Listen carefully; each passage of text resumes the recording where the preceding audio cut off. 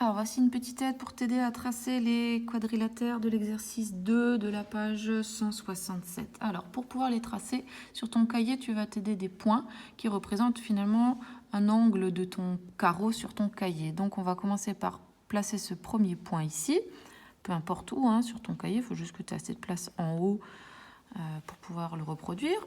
Alors, je vais regarder mon point ici. Je vais compter les points sur le livre. 1, 2 qui montent, 1, 2, 3 vers la droite. Donc sur mon cahier, je refais la même chose. 1 et 2 qui montent, 1, 2, 3 vers la droite. Et je place mon deuxième point. Ensuite, je procède de la même façon pour placer le point suivant. 1, 2, 3 vers la droite. 1, 2, je descends. Donc je reviens sur mon cahier. 1, 2, 3 vers la droite et 1, 2, je descends. On termine avec le dernier point.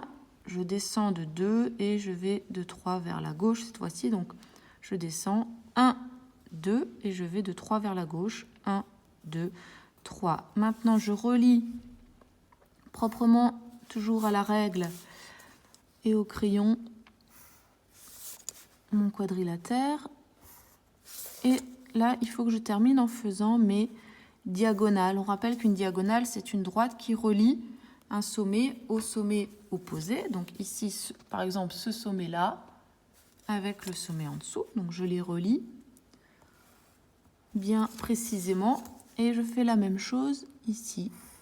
Voilà, et j'ai donc tracé mon quadrilatère A. Il faut faire la même chose pour les suivantes, sans oublier de tracer les diagonales. Voilà.